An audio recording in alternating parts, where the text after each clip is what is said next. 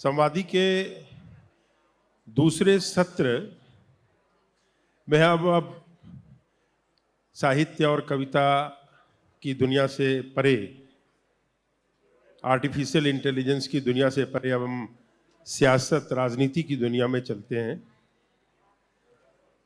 हमारे सामने मंच पे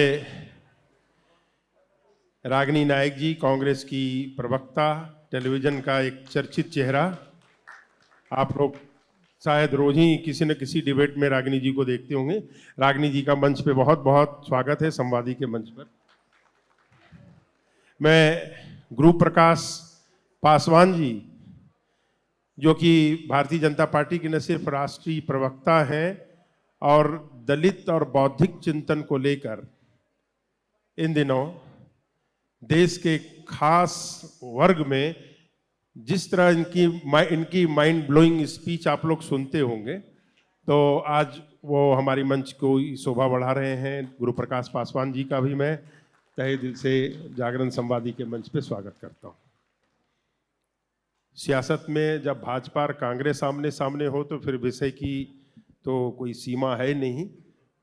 जिस भी विषय पर आप चर्चा छेड़ दें, आपको दो ध्रुव जैसे उत्तर और दक्षिण, तो बीच में ये संवादी का मंच है। पूरा संसार, दोनों ध्रुव को हम कोशिश करेंगे कि पास लाया जाए, क्योंकि मुद्दा राजनीति का ही है और उससे एक समाधान भी निकलना है। दोनों पार्टियां उस पर सहमत भी दिखती हैं। दृष्टिकोण थोड़ा अलग है। मैं बात कर रहा हूं जातीय जनगणना की, जिसकी घोषणा अभी पिछले दिनों प्रधानमंत्री जी ने की कि इस बार जो जनगणना होगी उसमें जातीय गणना भी शामिल होगी। मैं सबसे पहले गुरु प्रकाश जी से सवाल है मेरा कि रागिनी जी समेत पूरी कांग्रेस बिरादरी का आरोप है कि ये तो हमारा मुद्दा था, प्रधानमंत्री जी ने उसको अनाउंस कर दिया। गुरु प्रकाश जी। बहुत बहुत आभार और धन्यवाद।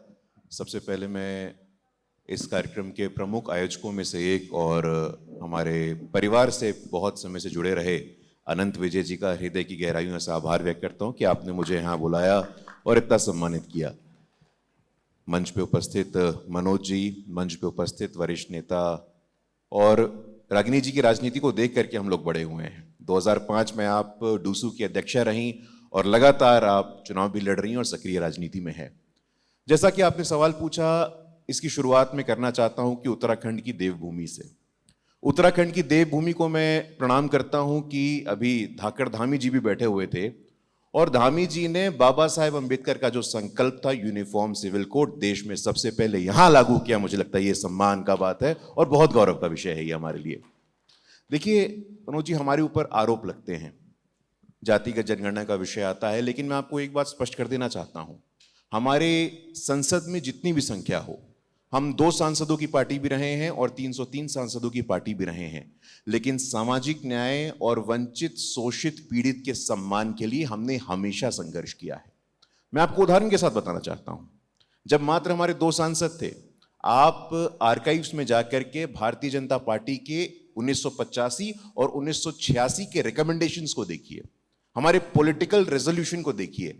वहां भी एक 2 सांसद वाली पार्टी ये कह रही थी कि देश में मंडल कमीशन की सिफारिश लागू होने चाहिए और अंततोगत्वा हमारी सरकार के समर्थन में केंद्र में सरकार बनती है और देश में मंडल कमीशन की सिफारिश लागू होते हैं। हमारे व्यवहार में है, हमारे व्यवहार में, विचार में, वाणी में सामाजिक समरसता कोई आज से नहीं रहा है, बहुत दिनों से रहा है। कई बार लोग कहते थे कि भाई आपकी पार्टी, इनकी पार्टी है, फलाने वर्ग की पार्टी है, लेकिन मैं तो कहना चाहता हूं आखिरकार हमारी पार्टी के ही सरकार में संभव हुआ कि देश में पहली बार एक आदिवासी की बेटी को संविधान के सर्वोच्च स्थान पर बैठने का अवसर मिला। हमारी सरकार में ही संभव हुआ कि बाबा साहेब अंबेडकर के बाद देश में कोई केंद्र में कानून मंत्री बनता है दलित समाज का, तो अर्जुन राम मेघवाल जी बनते हैं। ऐसे तमाम उदाहरण आज हमारे बीच में उपलब्ध हैं, उपस्थित हैं।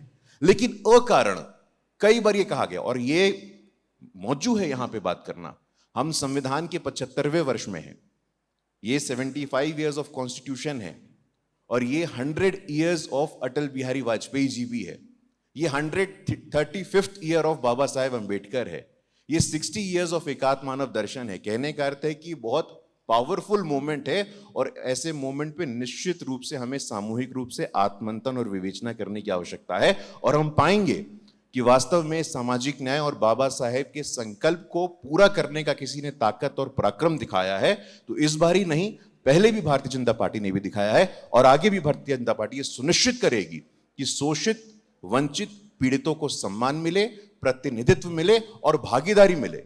ये कोई राजनीति का विषय नहीं है।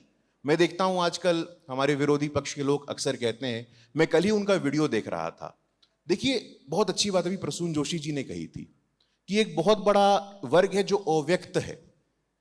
एआई और रचनात्मकता के सत्र में बहुत सुंदर बात प्रसून जी ने कही जो बिल्कुल मेरे दिल को छू गई कि अव्यक्त है एक बहुत बड़ा वर्ग है जिसको वाणी की ताकत से वंचित रखा गया था। बाबा साहेब अंबेडकर को हम कैसे जानते हैं? बाबा साहेब अंबेडकर को मात्र हम वंचितों के नेता के रूप में जानते हैं। बाबा साहेब अंबेडकर को बहुत हुआ तो हम संविधान निर्माता के रूप में जानते हैं, लेकिन Baba Saheb Ambedkar as an economist, Baba Saheb Ambedkar as a foreign policy visionary, Baba Saheb Ambedkar as an anthropologist, उनके बहुत सारे डायमेंशन से वो अब निकल के आए हैं। इसीलिए मुझे लगता है कि वास्तव में सामाजिक न्याय का व्याकरण और वर्षों से, दशकों से जो अव्यक्त लोग थे, जिनको एक्सप्रेशन और एजेंसी नहीं प्राप्त थी, पिछले 11 वर्षों में संभव हुआ है कि वंचित, शोषित, पीड़ित को भी सम्मान मिल रहा है और मुख्य धारा में वो आ रहे हैं। आखिरी में एक बात कह के मैं अपनी वाणी को विराम दूंगा कि अव्यक्त की बात हो रही है। 2014 के पहले अगर जातिगत जनगणना की बात हो, सामाजिक न्याय की बात हो, मैं दैनिक जागरण और संवादी का विशेष रूप से आभार प्रकट करूंगा कि वास्तव में जो अव्यक्त थे, जो वंचित थे, उनको आपने अपने मंच पे स्थान देकर के मुख्य धारा में शामिल किया है। इसके लिए आप लोग का भी मेरे हृदय से आभार व्यक्त करता हूं। धन्यवाद। धन्यवाद गुरुप्रकाश जी। आपने मेरे सवाल को बहुत व्यापक तरीके से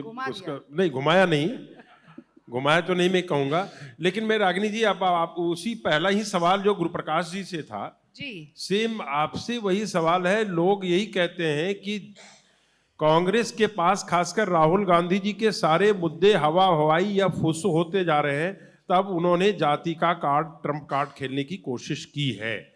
इस सवाल का जवाब आप से एकदम से कैटेगरिकल रिप्लाई चाहिए। फिर मैं गुरुप्रकाश जी से जो मेरा सवाल है फिर मैं वहां लौटूंगा, लेकिन पहले ये बताइए क्या किया ये राहुल गांधी जी का आखिरी ट्रम्प कार्ड है क्या? मनोज जी, मुझे बहुत अच्छा लगा कि गुरुप्रकाश जी ने जलेबी बनाई, लेकिन आप मुझसे बिल्कुल स्पेसिफिक और टू द पॉइंट रिप्लाई चाहते हैं। मैं कोशिश करूंगी वो दूं, पर सबसे पहले मैं समझती हूं कि ये मेरा सौभाग्य है कि जागरण संवादी ने देहरादून में जो अभिव्यक्ति की अविरल धारा बहाई है, उससे जुड़ने का मुझे अवसर मिला, अपनी अभिव्यक्ति का अवसर मिला, आप सभी लोगों से रूबरू होने का अवसर मिला, और एक मौका जागरण के मंच से, जो कि कल मुझे लगता है अखबार में भी छपेगा, ऑनलाइन भी जाएगा, एक बहुत बड़े श्रोतागण जो हैं, एक बहुत बड़ी दर्शक दीर्घा जो यहाँ नहीं है, इसके बाहर भी है, उनसे जुड़ने का भी अवसर मिला। मैं आपकी बहुत आभारी हूँ। और मुझे अनंत विजय जी का नाम तो मुझे भी लेना पड़ेगा, जिन्होंने आज के शो में आने के लिए मुझे आमंत्रित किया, इस परिवार से एक रूप से जोड़ने का भी काम किया। मैं बहुत आभारी हूँ और इस सुंदर कार्यक्रम के आयोजन के लिए मैं पूरे दैनिक जागरण समूह को दिल की गहराइयों से बधाई देना चाहती हूँ। आप लोगों ने जो भी यहाँ पर जागरण के से जुड़े हुए लोग बैठे हैं, मैं समझती हूँ कि बहुत सारे सत्र आएंगे, कई 2 सत्र गए भी पीछे, आपने सब लोगों के लिए तालियां बजाई। एक बार आप जोरदार ताली अपने लिए ज़रूर बजाइए, क्योंकि आप सभी लोग इस कार्यक्रम के लिए बधाई के पात्र हैं। और अब मैं विषय पर आती हूँ। देखिए, पर विषय से पे आने से पहले एक छोटी सी बात मैं कह दूं, क्योंकि वो क्या कहते हैं कि बात निकली है तो दूर तक भी जानी चाहिए। मुझे बड़ा अच्छा लगा, मैं पुष्कर धामी जी के सत्र में यहाँ बैठी थी, कि उन्होंने कोई सवाल ही नहीं लिए। उन्होंने कहा कि भैया सवाल की ज़रूरत ही नहीं है, मैं ही सब कुछ बोल देता हूँ। ये वन वे ट्रैफिक मुझे बड़ा अच्छा लगा, क्योंकि मुझे याद आया मोदी जी के 11 साल के कार्यकाल की बात कर रहे थे कि मोदी जी ने 11 साल में एक भी प्रेस वार्ता नहीं की। और यहाँ पर ये कहना इसलिए ज़रूरी है क्योंकि यहाँ सारे जो लोग बैठे हैं ज़्यादातर पत्रकार हैं, और एक समय पर तो ये कहा जाता था कि ना खींचो न कमानों को, न तलवार निकालो, गर तोप मुखातिब हो तो अखबार निकालो।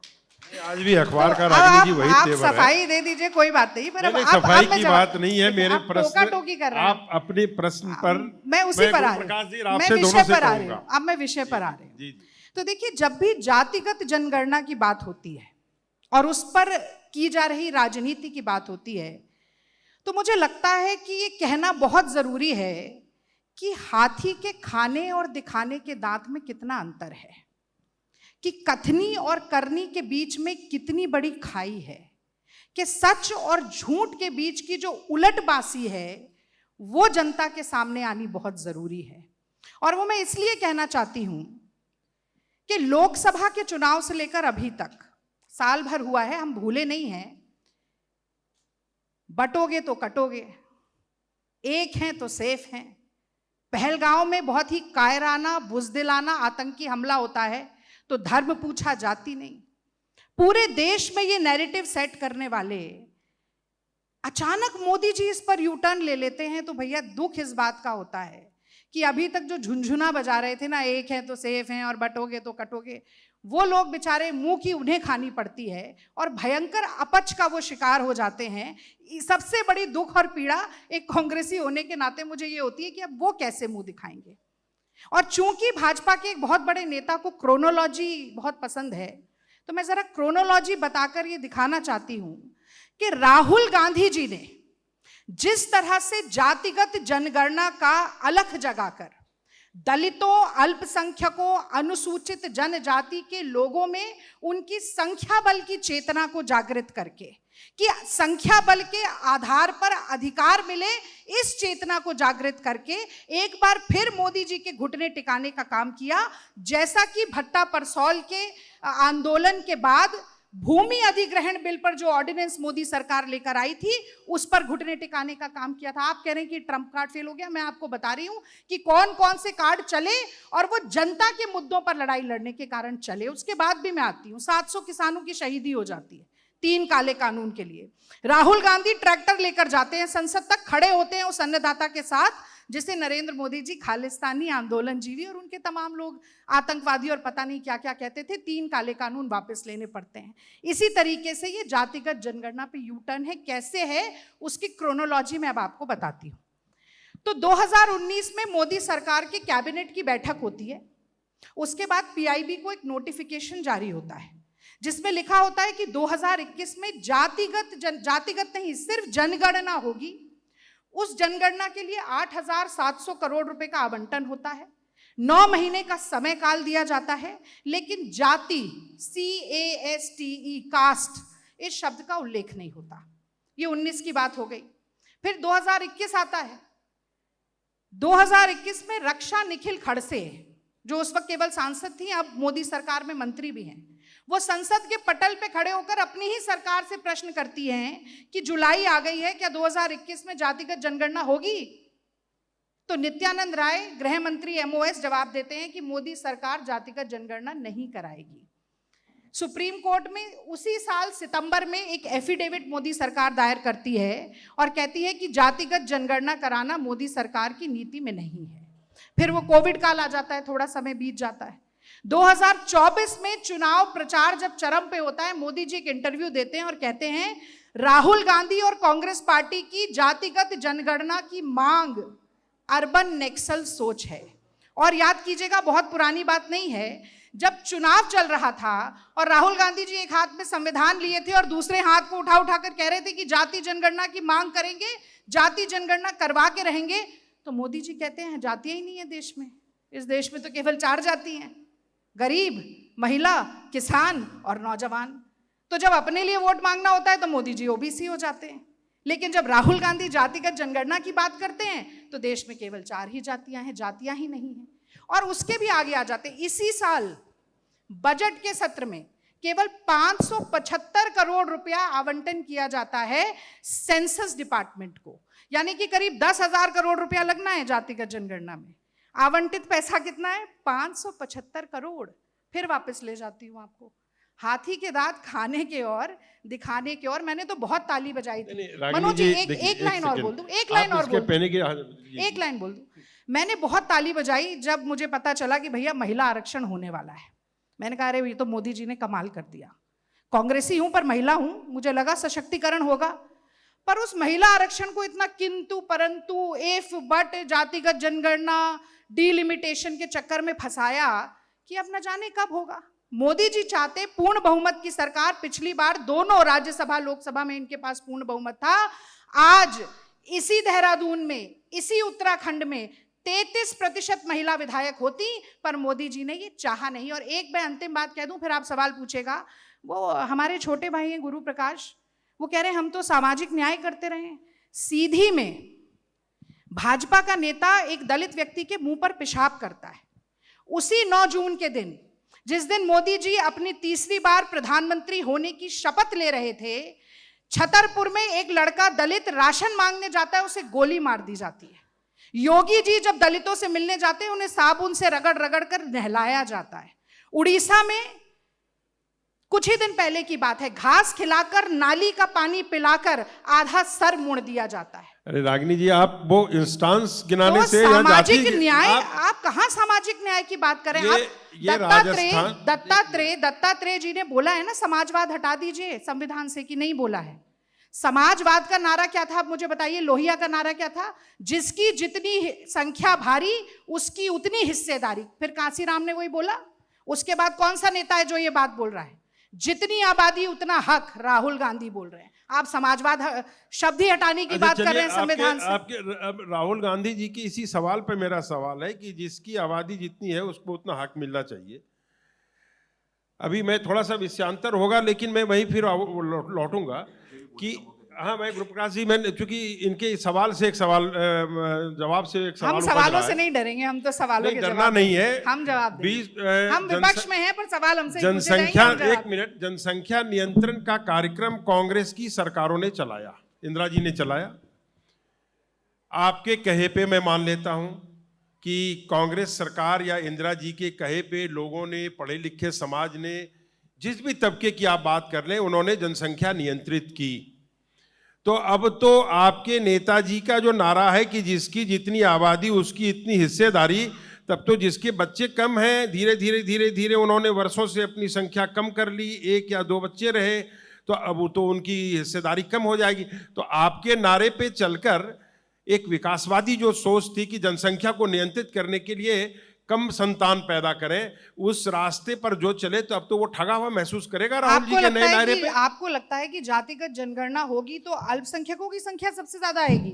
आपका सवाल बिल्कुल ही अनर्गल सवाल की है। मैं बात नहीं कर रहा हूं। आप किसकी जनसंख्या रोकने की बात कर रहे हैं? देखिए, हम जाति की जब बात करते हैं, जाति तो आज गणना होगी ना। राहुल गांधी कहते हैं कि देश के सर्वोच्च पदों पर बैठे हुए लोगों में से अगर केवल 3% पिछड़े वर्ग से, दलित वर्ग से, अल्पसंख्यक वर्ग से, महिलाओं के बीच से आते हैं, तो इस सिस्टम में गड़बड़ है। जी, बिल्कुल गड़बड़ है। इस सिस्टम को बदलना जरूरी है। और एक बात और कह दूं, देखिए, जातिगत जनगणना साध्य नहीं है, साधन है।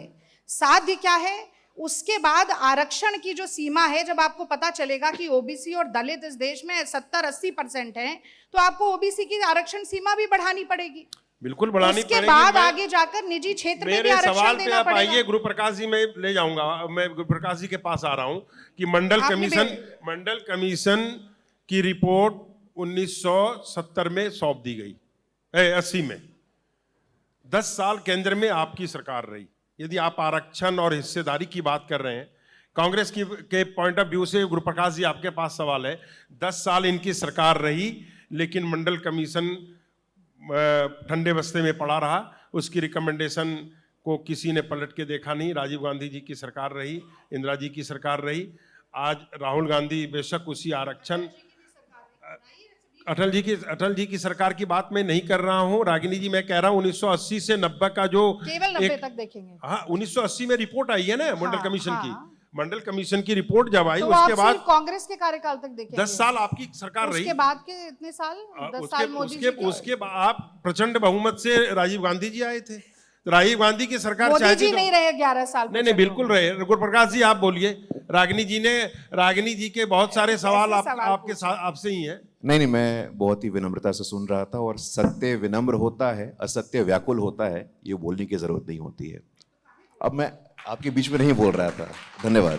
काहे बोल रहे हैं? मत बोलिए। मैं इसलिए जनता को निर्णय लेने दीजिए। मैं खुशी से अपना समय आपको दे दूंगा, आप मेरी वरिष्ठ है मैंने कहा, लेकिन ये नहीं, मैं व्याकुलता बहुत खुश हूँ आप इस मंच पर है, भाई है मेरे नहीं, छोटे। नहीं, आप कृपया अपनी बात पूरी आप- करें, नहीं, मैं व्यक्तिगत मत हो। मैं मैंने आपके ऊपर कोई टारगेट मैंने नहीं आपके किया। ऊपर कुछ नहीं, नहीं, मैंने एक आपको मिनट। सत्य असत्य नहीं रागिनी- बोला, मैंने रागिनी- व्याकुल रागिनी- अव्याकुल नहीं आपके बोला। ऊपर कुछ नहीं बोला आप भाई। व्यक्तिगत अरे ना हो। मैंने आपका नाम तक व्याकुल आप और विषय विनम्र पर है। बात करें। रागिनी जी, मैंने आपका विषय नाम पर तक बात नहीं करें। लिया, आपका नाम तक नहीं लिया। मैंने बस इतना बोला कि सत्य विनम्र होता है, व्याकुल विनम्रता होती, व्याकुल आप असत्य व्याकुल होता है, तो आपने खुद पे ले लिया, तो मेरी कोई गलती नहीं है।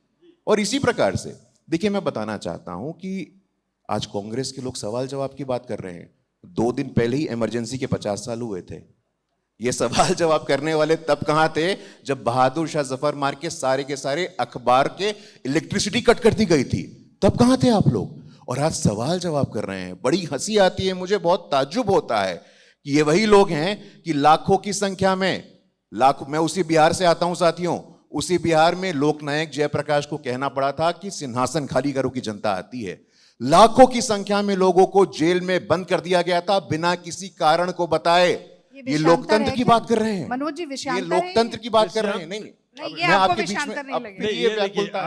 आपने भी विषय से हटके रागिनी जी कहा। मैं प्रमोद जी, दोनों से नहीं, आग्रह करूंगा। नहीं, देखिए मनोज जी, कि मैं जाति जनगणना पर हम लोग रहे, और आप बोलिए पहले, आपातकाल पर आप बोल रहे हैं, नहीं, तो नहीं, 2 और- मिनट में अपनी विनम्रता से अपनी बात कह लीजिए। नहीं, अपनी देखिए, वही मैं पुनः बोलूंगा कि सत्य विनम्र होता है और अविनम्र कौन होता है हम जानते हैं, लेकिन हमें समझने की जरूरत है। आज सवाल जवाब की बात होती है।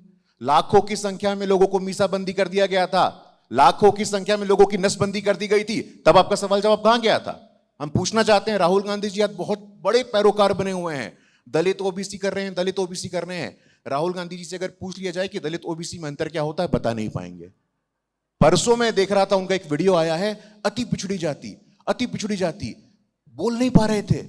कुम्हार होता है, ठठेरा होता है, कसेरा होता है, बढ़ई होता है। मैं चुनौती के साथ कहता हूं, राहुल गांधी जी या उनकी पार्टी का कोई भी प्रवक्ता कसेरा, ठठेरा, कुम्हार और बढ़ई में अंतर बता दे तो मैं यहां पे स्वीकार कर लूंगा अपने पराजय को। नहीं, देखिए, ये आपका व्याकरण क्या है? आपका व्याकरण क्या है? ये वही लोग हैं साथियों जिन्होंने 2019 में वादा किया था कि हम 72,000 रुपए देंगे। 72,000 रुपए का वादा एक तरफ था और एक तरफ हमारे नेतृत्व का वादा था। देखिए क्या नतीजा होता है। हम बताना चाहते हैं आपको, ये अभी इंस्टेंसेस गिना रहे थे, मैं तो आपकी पार्टी की उदाहरण देता हूं। हमारे परम पूज्य बाबा साहेब अंबेडकर, उनको भारत रत्न से वंचित किसने किया? इसी कांग्रेस पार्टी ने। हमारे परम पूज्य भारत रत्न बाबा साहेब अंबेडकर, संसद में इनके तस्वीर तक नहीं लगने दी इस कांग्रेस पार्टी के लोगों ने।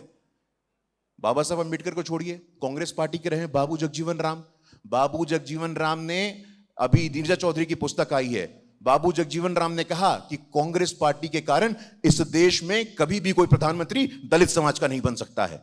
बाबू जगजीवन राम को छोड़िए, सीताराम केसरी इनके पार्टी के नेता रहे, पिछड़े वर्ग के नेता रहे। सीताराम केसरी जी की धोती तक को खींचा गया, उनको कांग्रेस के कार्यालय में अपमानित किया। यह कांग्रेस पार्टी के असल संस्कार हैं। यह भी छोड़िए आप, कांग्रेस पार्टी की कुमारी शैलजा, हरियाणा में कुमारी शैलजा जी को स्थान तक नहीं मिला, मंच तक नहीं मिला, सम्मान तक नहीं मिला। कांग्रेस पार्टी साथियों नव सामंतवादी संगठन है। आज जबरदस्ती इनको बोला जा रहा है जाति जाति जाति, लेकिन इनके व्यवहार में, इनके वाणी में, इनके विचार में कभी भी ना तो संविधान था और ना सामाजिक न्याय था। मैं बताना चाहता हूं आपको, जातिगत जनगणना के लिए 2010 में इस देश में आम सहमति बनी थी, एक राष्ट्रीय सहमति बनी थी। गोपीनाथ मुंडे जी ने खड़े होकर के बोला था, क्या कहा था पी चिदम्बरम ने? पी चिदम्बरम ने कहा था कि टेक्निकली फीजिबल नहीं है जातिगत जनगणना। उसके बाद वीरप्पा मोइली ने कहा था कि टेक्निकली फीजिबल नहीं है जातिगत जनगणना।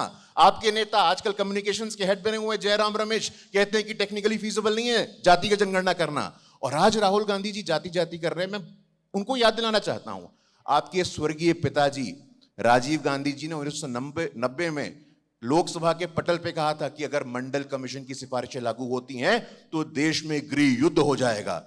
ये कांग्रेस पार्टी के लोग जो लगातार दलित, पीड़ित, वंचित, शोषित के खिलाफ में रहे हैं, आज दलित पीड़ितों का वोट लेकर के सत्ता में आने चाहते हैं। लेकिन मैं बताना चाहता हूं कि आज का दलित जागृत हो गया है। आज का दलित सवाल पूछ रहा है, आज का दलित बोलना चाहता है, आज का दलित विनम्रता से अपनी बातों को रखना चाहता है। लेकिन इसके बावजूद कांग्रेस पार्टी के पास तो तमाम मौके थे। जाते हैं ना राहुल जी, कहते कहां है SC ST OBC, व्याकुलता से वो भी पूछते हैं कहां है SC ST OBC। मैं आपसे पूछना चाहता हूं, आप कितने प्रांतों में सरकार है, कितने मुख्यमंत्री हैं SC ST OBC? एक भी नहीं है साथियों। और हमें मौका मिलता है तो उड़ीसा में आदिवासी समाज का मुख्यमंत्री बनता है। गुरुप्रकाश हमें जी- मौका 10 सेकंड चाहता हूं, आपने इतना मौका दिया था इनको, थोड़ा सा समय दीजिए। बिल्कुल बोलिए। हमें मौका मिलता है तो उड़ीसा में आदिवासी समाज का मुख्यमंत्री बनता है। हमें मौका मिलता है तो छत्तीसगढ़ में आदिवासी समाज का मुख्यमंत्री बनता है। हमें मौका मिलता है तो मध्य प्रदेश में उप मुख्यमंत्री दलित समाज का बनता है और राजस्थान में उप मुख्यमंत्री दलित समाज का बनता है। मैं आपको बताना चाहता हूं कि कांग्रेस पार्टी के इस भ्रम और इस छलावे में देश का दलित नहीं आने वाला है। अब बहुत हो गया आप लोगों का, बहुत हो गया। आपको सिर्फ दलित चाहिए दरी बिछाने के लिए, दलित चाहिए वोट देने के लिए, दलित चाहिए सत्ता देने के लिए। और जब आपके अपने स्वयं के दलित कुमारी शैलजा को अपमानित करते हैं, सीताराम केसरी को अपमानित करते हैं, बाबू जगजीवन राम को अपमानित करते हैं, टी.एन. जिया को अपमानित करते हैं, बाबा साहेब अम्बेडकर को अपमानित करते हैं, तो कांग्रेस पार्टी का चाल, चेहरा और चरित्र दलित विरोधी, गरीब विरोधी, शोषित विरोधी है। ये वही लोग हैं जो द्रौपदी मुर्मू को राष्ट्रपति बनने से रोकते हैं। ये वही लोग हैं जो नरेंद्र मोदी एक पिछड़ी जाति से आते हैं और पिछड़ी जाति के लिए नीच जाति का शब्द इनकी पार्टी के नेता करते हैं। मैं चुनौती देकर के कहता हूं, मैं चुनौती देकर के कहता हूं कि कांग्रेस पार्टी का एक भी व्यक्ति, ये सामाजिक न्याय, संविधान, आप लोगों को इन शब्दों से दिक्कत है। इसीलिए आज भी मैं कहता हूं, पिछड़ाती पिछड़ा में अंतर बताइए ना, कसेरा, ठठेरा, कुम्हार, बढ़ई में अंतर बताइए ना, नहीं बता पाएंगे आप लोग। मैं क्योंकि जवाब राजीव देना गांधी चाहती जी, हूं। इंदिरा गांधी जी देखिए, अब ने ये कहा हर था, बात को रिपीट गुरुप्रकाश कर रहे जी हैं। जी ने कहा था, गुरुप्रकाश जाति जी, नहीं जिससे हो शुरू सकता। किया वहीं घूम कर आ गए। रागिनी जी, रागिनी बोलने जी, दीजिए। मुझे लगता है कि बिना सवाल के ही ये दोनों आपस में जवाब, मुझे सवाल करने की लगता नहीं है कि जरूरत पड़ेगी यहाँ। रागिनी जी बोलिए, आप गुरुप्रकाश जी के बाद आप बिल्कुल जवाब देने के लिए तैयार है। देखिए, नहीं, आरोप नहीं है, वाद विवाद है, वाद विवाद है। आरोप प्रत्यारोप ही तो वही होता है, आरोप प्रत्यारोप ही वही है। देखिए, बड़ा आश्चर्य होता है, वो है कि दूसरों पर जब तबसरा कीजिए पहले आईना रख लिया कीजिए, या जिनको उर्दू ना आती हो मैं कह दूं, सुनो, आईना जब उठाया करो पहले देखो फिर दिखाया करो।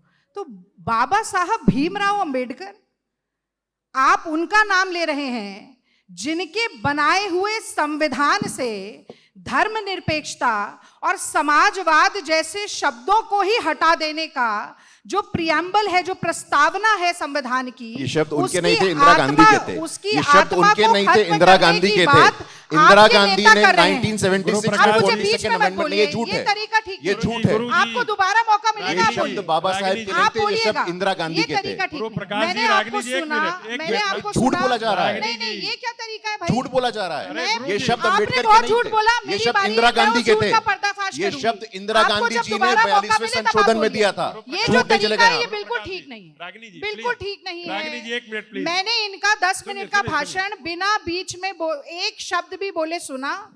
उतनी मैंने ही आपका भी सुना मर्यादा, था। उतना आपने एहसान नहीं धैर्य किया, मैंने आपका भाषण सुना था। आप भी दिखाएं। ये वाद विवाद और संवाद का जो है ये बहुत ही बेसिक मूल है। झूठ थोड़ी बोल दीजिएगा, इंदिरा गांधी ने लिखा था। आप झूठ मान के बैठे रहिए। अरे भाई, देश आप चाहते हैं आप लोग बताइए किसने किया था ये संविधान अब की ये क्या प्रस्तावना तरीका में, है? किसने लिखा था ये बताइए क्या जरा, तरीका? हाथ खड़ा करिए। आप डिबेट कंट्रोल कर रहे हैं कि नहीं कर रहे हैं? आप दोनों मेरी बात नहीं, ये सुन बात रही है। बिल्कुल गलत है। मैंने आपकी बात सुनी, आपको मेरी बात सुननी पड़ेगी। और अगर आप में सुनने का धैर्य नहीं है और आप मन संचालन नहीं कर सकते तो मैं नहीं, बोलूंगी नहीं, नहीं। आप सुनिए, आप मैं दो- माइक नीचे रख देती हूँ। आप माइक मत आपको नीचे लगता रखिए। है ज्यादा जोर से जो चिल्ला लेगा, जैसा हिटलर ने कहा था कि झूठ बोलो, जोरदार बोलो, बार बार बोलो, ताकि वो सच लगने लगे, वो यही इमरजेंसी कर के रहे हैं 50 साल हुए, याद नहीं, रखिए। अब मैं इमरजेंसी से ही शुरू करती हूँ। एक मिनट मनोज आप भी जी, आराम मैं से इमरजेंसी बोलिए। से ही शुरू करती हूँ।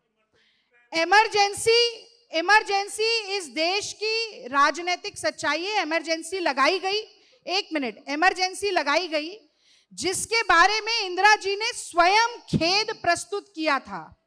कांग्रेस पार्टी के तमाम बड़े नेताओं ने कहा कि ये भारत का एक दुखद काल था, नहीं होना चाहिए था। इमरजेंसी संवैधानिक प्रावधान पहले भी था, आज भी है, लेकिन इमरजेंसी के 2.5 साल बाद मोरारजी देसाई की सरकार को जड़ से उखाड़कर फेंककर फिर उन्हीं इंदिरा गांधी को प्रधानमंत्री बनाने का काम इस देश की जनता ने किया। क्योंकि जब जब आपके हाथ में सरकार आती है, ना तो आप विकास की दृष्टि से, ना आप सामाजिक समरसता की दृष्टि से, ना ही आप किसी भी बड़े मानक की दृष्टि से सरकार में सफल हो पाते हैं। आप इमरजेंसी का राग अलापते रहिए, इतिहास के पन्ने पलटते रहिए, लेकिन धूल और कालिख आपके मुंह पर आकर भी लगेगी। अब मैं बाबा साहब भीमराव अंबेडकर पे आ जाती हूं। उन्हें ड्राफ्टिंग कमेटी का चेयरपर्सन किसने बनाया? हेडगेवार ने बनाया, झूठ। सावरकर ने बनाया या गोलवालकर ने बनाया? 29 नवंबर 1949 के दिन जब संविधान पूरी तरीके से बन गया, सदन के पटल पर संविधान सभा में खड़े होकर भीमराव अंबेडकर जी ने कहा कि अगर कांग्रेस का अनुशासन नहीं होता तो ये संविधान नहीं बन सकता था। कांग्रेस को पूरा अधिकार है इस संविधान का श्रेय लेने का, हमने कभी नहीं किया, लेकिन संविधान पर अगर आंच आएगी, संवैधानिक अधिकारों पर अगर आंच आएगी तो हम जरूर बोलेंगे। आप मंडल कमीशन की बात कर रहे थे, मंडल कमीशन तो बहुत बाद में आया। 1953 में कालेलकर आयोग का गठन किया जाता है। 11 में से 5 सदस्य अपना डिसेंट नोट देते हैं, कालेलकर जी अपना डिसोसिएशन नोट दे देते हैं। पंडित नेहरू कहते हैं अब क्या किया जाए, ओबीसीज के साथ किस तरह का न्याय होना चाहिए। मंडल कमीशन से बहुत पहले 1953 में 11 राज्यों में पंडित नेहरू ने ही पिछड़े वर्ग के लिए कमीशन बिठाया और उसकी जो भी गाइडलाइंस आई उसको देश की नीति में उसका उपयोग किया गया। और आप 2011 नहीं, अब मुझे सारे सवालों का जवाब देने दीजिए। 2011 में आप कहते हैं जातिगत जनगणना किसने करवाई? डॉक्टर मनमोहन सिंह जी की सरकार ने करवाई। 2013 तक वो चली। जो विषमताएं आई, हमने वापस जो राज्य हैं उनसे हमने उत्तर मांगने के लिए समय लिया, उसके अंदर हमारी सरकार गिर गई। सोशियो इकोनॉमिक कास्ट सेंसस देश में 2011 में हुआ। मोदी जी की 11 साल की सरकार ने उसमें से सोशियो इकोनॉमिक डेटा का इस्तेमाल किया, फलाना पीएम योजना, फलाना पीएम योजना बनाने में, लेकिन कास्ट डेटा का इस्तेमाल नहीं किया गया। नहीं, मुझे बोलने दीजिए, नहीं मुझे खत्म करने दीजिए। ऐसे नहीं होता, 10 सेकंड दीजिए, मुझे भी 10 सेकंड ऐसे नहीं होता, ऐसे मुझे भी 10 सेकंड दीजिए, मुझे भी भाई साहब 10 सेकंड दीजिए जैसे उन्हें दिए थे। आखिरी बात, आप अपनी बात हाँ, खत्म करिए, मुझे खत्म करने दीजिए, खत्म करने दीजिए। देश के सबसे पहले दलित राष्ट्रपति बनाने वाली कांग्रेस पार्टी KR नारायणन जी, देश के सबसे पहले दलित सीएम बनाने वाली कांग्रेस पार्टी कौन थे? संजीव रैया जी। कौन थे? देश के पहले, गलत है, वो दलित नहीं थे, चेक कर लीजिएगा। आप अपने गलत अपने पास रखिए, आप लोग देख सकते हैं गूगल पे सारी इंफॉर्मेशन अवेलेबल है। आप चुप रहिए जरा थोड़ी देर। देश की पहली दलित महिला स्पीकर जगजीवन राम जी का नाम ले रहे थे। अगर हमने इतना बुरा किया होता तो मीरा कुमार जी आज कांग्रेस पार्टी में होती। मीरा कुमार जी दलित मुख्यमंत्री, दलित स्पीकर हमने बनाई। और सबसे पहली दलित मुख्यमंत्री मायावती को सदन में वैश्या कहने वाले दयाशंकर भाजपा के नेता आज भी योगी सरकार में मुख्यमंत्री है। इनकी ये सच्चाई है दलितों की। ठीक है, और इससे पहले मैंने बहुत सारी आपको बातें गिनाई। मैं एक आखिरी सवाल पूछ रही हूँ, कोई भी सरसंघचालक दलित क्यों नहीं बना? ये कांग्रेस का मुझे जवाब दीजिए। कोई भी सरसंघचालक दलित क्यों नहीं बना? मंच नहीं है। कब सरसंघचालक दलित बनेगा? मैं तो ये जानना चाहती हूँ। 17 मुख्यमंत्रियों में से भाजपा के कौन सा मुख्यमंत्री दलित है? प्लीज, आप हमारी मेहमान हैं। मुख्यमंत्री दलित है? आप हमारी मेहमान हैं, बताइए ना। आप कांग्रेस का मंच, आपको भी ना परेशानी होती है जब कांग्रेस सवाल पूछती है। गुरु प्रकाश सवाल पूछ रहे थे, मेरे बीच में बोल रहे थे, तब आपको परेशानी हुई। आप बताइए, बोल रही हैं और 17 मुख्यमंत्रियों में से कौन सा मुख्यमंत्री दलित है? कौन सा सरसंघचालक दलित बना? कब बनेगा? गुरु प्रकाश इनके पास जवाब है। आप घड़ी देख के देखिए, घड़ी देख के आप 3 से 4 मिनट में अपना, नहीं, आपने जितना मौका इनको दिया है सर, 5 मिनट मैं क्षमा चाहता हूं। फिर उधर बहुत सारे सवाल हैं जो कि मेरी बात सुनिए मनोज जी, आपने शुरुआत गुरु प्रकाश से की है तो आप खत्म इन पर नहीं कर सकते। इनको एक चांस ज्यादा मिलेगा, आपको खत्म मुझ पर करना पड़ेगा। वो 2 बार बोले, मैं 2 बार बोली। आप अगर वो तीसरी बार बोलेंगे तो मैं भी तीसरी बार बोलूंगी। वो दलित दलित कर रहे हैं, मैं भी महिला महिला करना शुरू करूंगी कि आप महिला को बुलाकर महिलाओं की आवाज दबा रहे हैं। ऐसा मत करिए, ऐसा मत करिए। गुरु प्रकाश, महिलाएं भी इस देश में 45% हैं। रागिनी जी के पहले आप अपनी बात रखें, वो भी 3 से 4 मिनट में। उसके बाद हम कुछ सवाल उधर भी हैं, उनके भी जवाब आप दोनों दीजिए एक एक करके, और जवाब पे टिके रहिए। हम लोग भाषण दे रहे हैं यहाँ। सत्य, मैं पुनः इन्हीं से होगा।